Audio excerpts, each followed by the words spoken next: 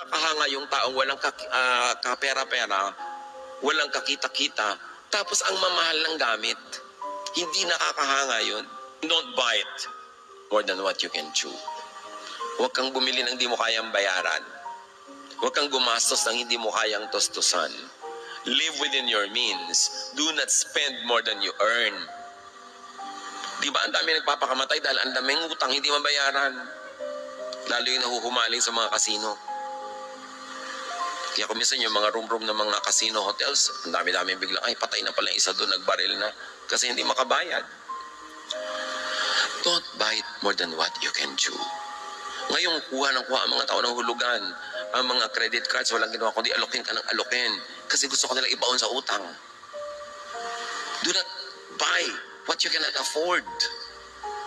Hindi nakakahanga yung taong walang kapera-pera, walang kakita-kita, tapos ang mamahal ng gamit. Hindi nakakahanga yun.